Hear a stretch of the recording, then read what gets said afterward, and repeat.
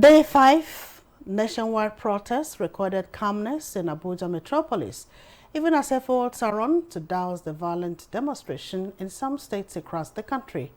President Bola Tinubu has come out to address the nation on some of the salient issues raised by the protesters, indicating what the government is doing and has done to addressing the challenges. The president has equally urged the protesters to suspend further protests and approach government for dialogue, an approach which his government has always ascended to at any slightest opportunity. The president said he was also pained by the level of destruction of public facilities and wanton looting of supermarkets and shops belonging to private people and government, contrary to the earlier promise that the protest would be peaceful. However, dialogue, as we all know, is typically one of the tools for resolving issues, and for any country to make any meaningful progress in the face of challenges, embracing dialogue is key. Therefore, the President Bola Ahmed Tinubu has extended the olive branch to aggrieved protesters who took to the streets to drive home their demands. He further stated that the destruction of public infrastructures set the country backwards as a nation, and that the scarce resources will now be used to restore them. Reason we shall be delving into ending national protests, the path of dialogue. Welcome to Nigeria Today. I am Mina Daniels.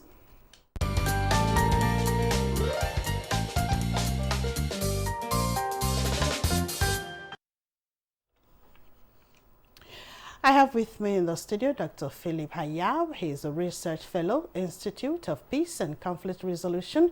Thank you, Doctor, for joining us on today's discussion. Thank you for having me. We also have Dr. Saleh Momale, Executive Vice Chairman, Kaduna State Peace Commission. Glad, Doc, to welcome you to this discussion. Thank you so much, and good evening, Nigerians. Well, we already know the conversation, and so we are conversant with reasons for the national protest ongoing.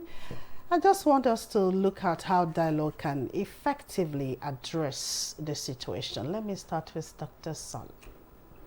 Yeah, dialogue is paramount, whether in terms of negotiation or even in terms of war. Once we fail to dialogue, unfortunately, there will be destruction, and we'll still go back to the dialogue table. So the best is to engage dialogue right from the start, particularly in a democratic dispensation. The government must make it a point of duty to listen to the citizenry. Even at home, once dialogue is employed, we would have more peace. So I believe that dialogue is paramount, and government, and including the protesters, should seek the path of dialogue instead of taking to the streets, because when we take to the streets, one of the disadvantages is that those who might be protesting genuinely would be there, and those who have other grievances and want to hide under the canopy of protest can commit criminal acts that are capable of tarnishing the image of our country, and then we would have lost grounds on many things, as have happened in some states in the federation, particularly in the northern part, which is not what we want to see happening. Thank you, Dr. Hayab. Let me come to Dr. Saleh. Please, what would you say is what process would you rather advise that government and protesters should take, in engaging themselves on a round table? And I think the centrality of discussion and interactive engagements is key. Mm-hmm. And dialogue can never fail, and dialogue is always the solution.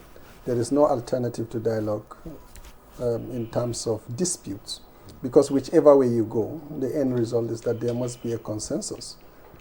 Even in the cases of litigation, when litigation takes place, is dialogue between the judges.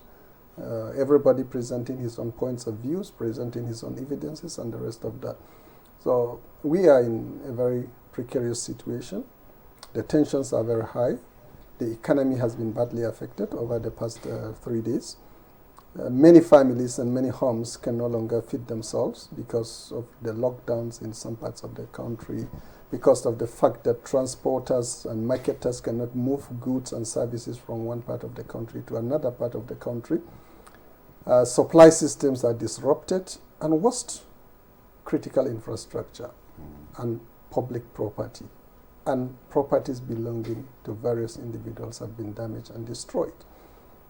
Again, a number of people innocently passes by, their vehicles have been smashed, people have been wounded, and other critical services like healthcare, where many doctors and medical personnel cannot freely move from their houses to the points of service delivery, which implies that a lot of Nigerians are being negatively affected. So I think it's the time to come back to the table between the protesters and the government. I will urge Mr. President, like you said, which path? To as quick as possible set up a federal mechanism, a national mechanism, a framework for dialogue with the protesters. I believe he has different ministers, he has different ministries. The members of the National Assembly are also at the disposal of Mr. President, and I believe that he should constitute a team that will be charged with the responsibility of inviting the leadership of the protesters. And I urge the protesters to come out and meet and dialogue with the presidential team that he will set up for the purpose of dialogue to address some of the grievances.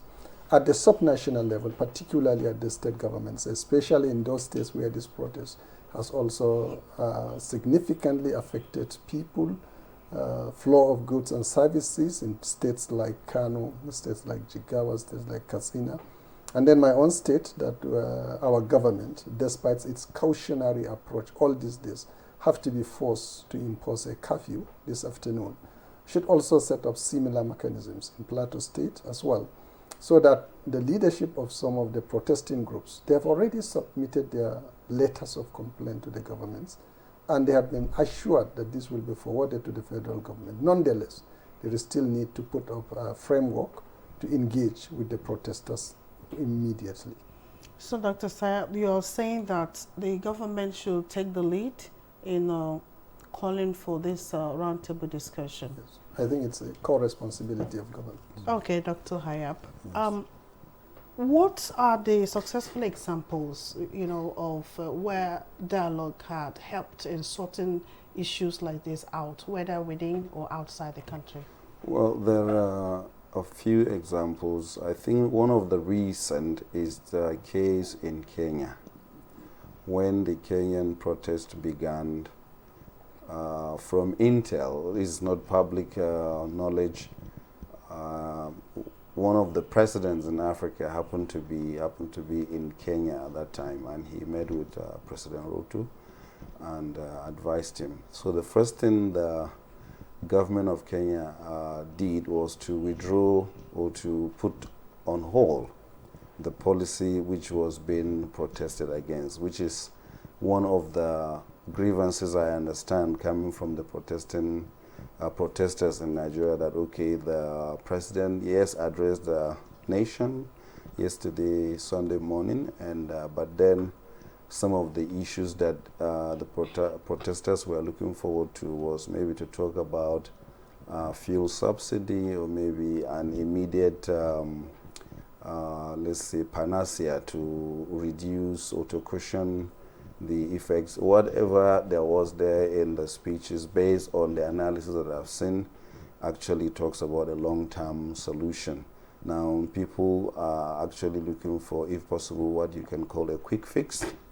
Now, so with the Kenyan situation, we can say that is a good example because it quelled the rate at which the crisis was going, and then subsequently some reshufflement in the government of Kenya, and then negotiations have actually continued. We need to learn from this. The number of people who died in Kenya led to the resignation of some of the top government officials, which I have not seen in this part of, well, as far as I can remember. Nobody seems to take responsibility when things go wrong here. But we need to grow up to that level. We need to move to that level where people can take a decision to bow out when something is happening that gets to the national level with such casualty that we have, which is unfortunate. So we need to begin to follow what is happening globally. That is one way to to assure the protesters that yes, they are not just being listened to, but they are being heard. Because when you are heard, maybe there should be an immediate response, or maybe a step that sort of gives you an assurance that something will be done, and that thing that will be done will really be done. So to my mind, there's a question of lack of trust between Nigerians, the citizens and government, which we need to actually build on. Once we can do this, we would have been solving part of the problems that have led to the protests that we are seeing all over the nation. Okay, Dr. Hayab, let me still stay with you. With your peace and conflict resolution background, yes, you know what it is like when there's a call of this nature that protesters should come to the table. How do you identify the real people? Because, you know, sometimes when you make such calls, a lot of people begin to appear from different angles. How do you identify the real faces of the genuine protesters? Yes, from the weeks leading to the protest, one of the major things has been who are the organizers. And as at this moment, I'm not sure I've read in the papers or from any media to know exactly the organizers, but I'm I can say I'm nearly sure there will be civil society organizations that are partly working with the organizers. They could bring out the organizers, and I'm nearly sure they will have maybe representatives, maybe at the state level. They should be able to own up and then come out. Now, one of the reasons why the organizers might be operating from maybe hiding is maybe I just mentioned lack of trust and faith that once they come out, the government will listen to them without any form of vendetta or maybe trying to arrest.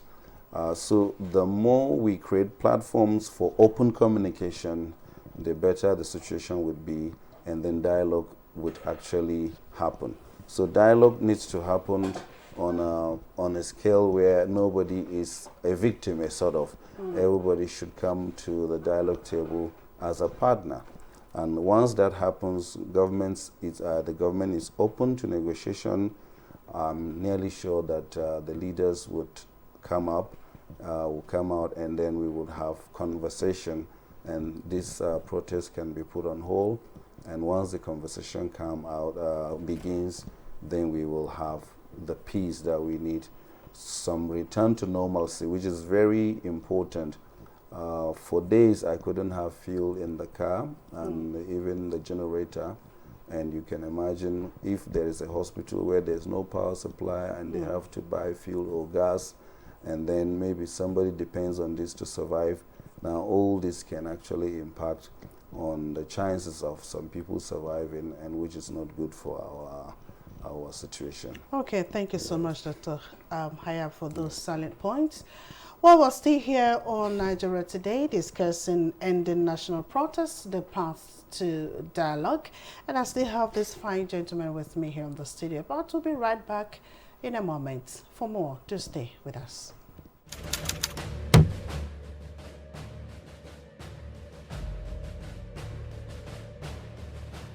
Our administration has shown its commitment to the youth by setting up the student loan scheme. To date, 45.6 billion has already been processed for payment to students and their respective institutions.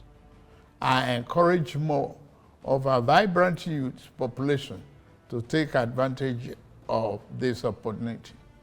We established the Consumer Credit Corporation with over 200 billion to help Nigeria to acquire essential products without the need for immediate cash payment, making life easier for millions of households.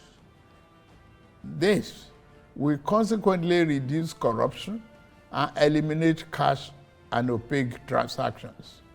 This week, I ordered the release of an additional 50 billion naira, each for NEL Fund, the student loan, and Credit Corporation for the proceeds of crime recovered by the EFCC. Additionally, we have secured $620 million under the Digital and Creative Enterprises, IDICE, a program to empower our young people, creating millions of IT and technical jobs that will make them globally competitive. This program, including the 3 million technical talent scheme, unfortunately, one of digital centers was vandalized during the protests in Kano. What a shame.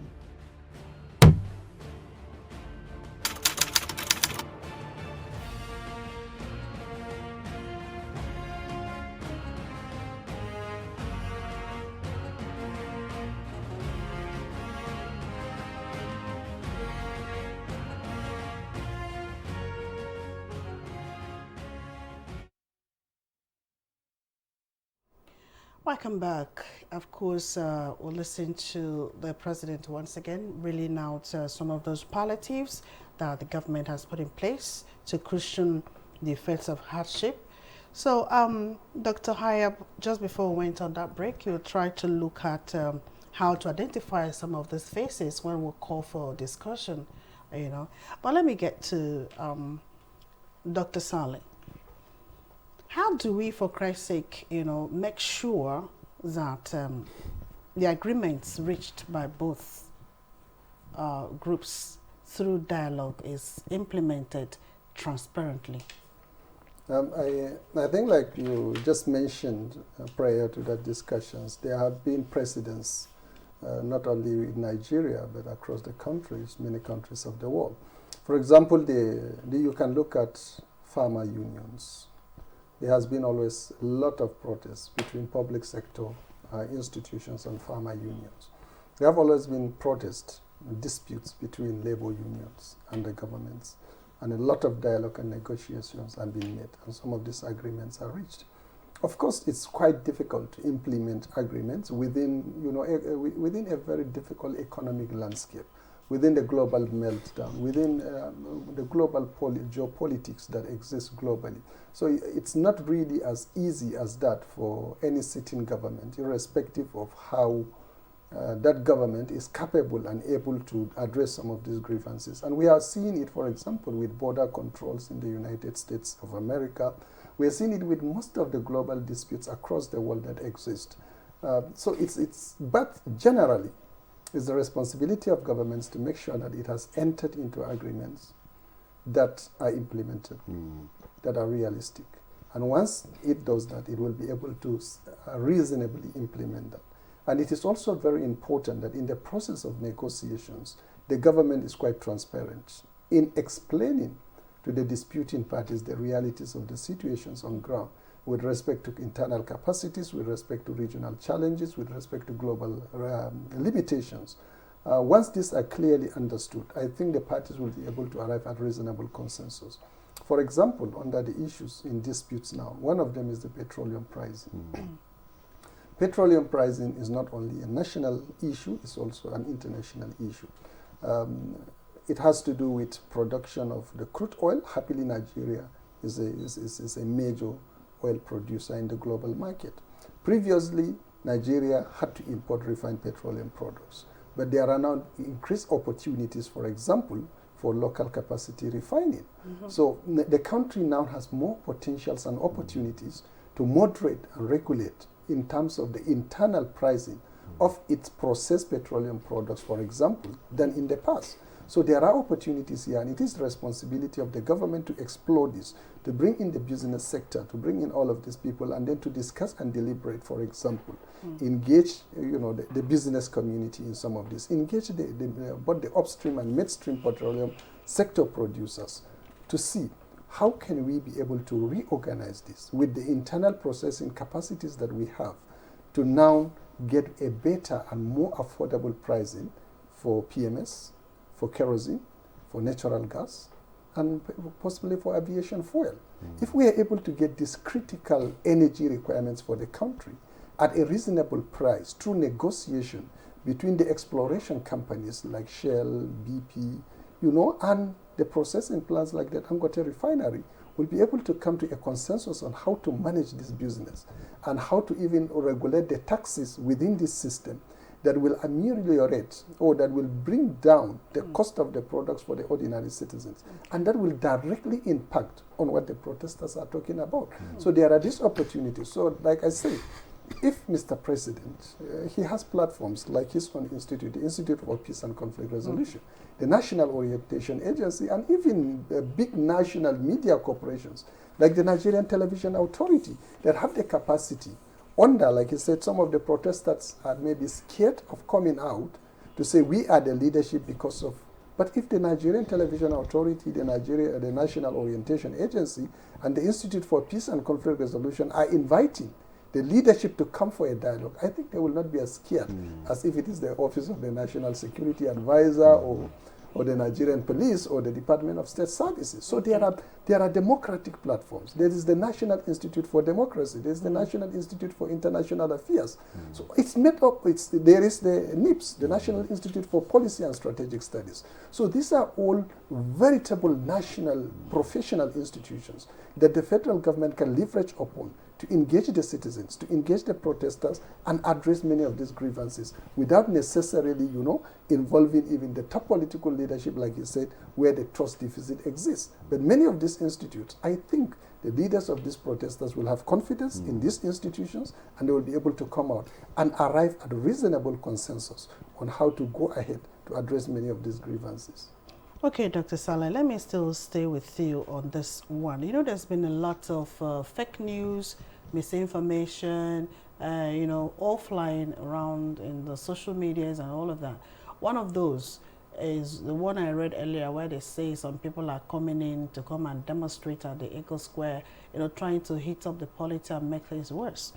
How can the media contribute to creating a constructive dialogue environment and ensure that all voices are heard fairly? Nigeria is one of the countries, not only in sub-Saharan Africa, but globally, that have a robust media space and with a lot of freedom for media organizations to operate. I don't know the number of private radio stations that we have. The television stations are so multiple. And I think, importantly, most of these media organizations and platforms should adopt the concept of patriotism. Patriotism does not involve or mean supporting the government or being on the part of the government, but being on the platform that will promote national consensus, that will promote good governance, and that will promote safety and security for all citizens. So I believe that our mainstream media, both the broadcast media, the digital media, as well as the print media, have a lot to do in this at this time. And I think so far they have been doing relatively very good. But still, I think the media, particularly some private television stations, need to put the national patriotic lens in some of the analysis that they do, so that at least we can douse the tension. Okay, we douse the tension, and we can go back again to continue to debate the issues. Okay, now that we'll have just a minute to go, your final word, Dr. Saleh. Our appeal to Nigerians is please remain peaceful. Our appeal to the people of Kaduna State is please remain peaceful. And of course, Dr. Hayab. Yes, we encourage dialogue, tolerance, and respect for individual differences, and we should continue to be patriotic so that we can build a virile Nigeria where we can be proud of, all be proud of. All right, thank you for your perspectives and analysis. We hope that the situation gets to be addressed soonest. Dr. Philip Hayab, Research Fellow, Institute of Peace and Conflict Resolution. Thank you for your time, sir. Thank you. And of course, Dr. Saleh Momale, Executive Vice Chairman, Kaduna State Peace Commission. Thank you, sir, for your contributions. Thank you. And to you, our dear viewer, thank you so much for your time. And of course, do remember that Nigeria Today is weekdays at 7:30 p.m. on NTA News 24. You can also watch a repeat at 10 o'clock in the night, as well as other episodes on www.youtube.com/NTA News 24 Hub. I'm Mina Daniels. Stay safe out there and bye for now.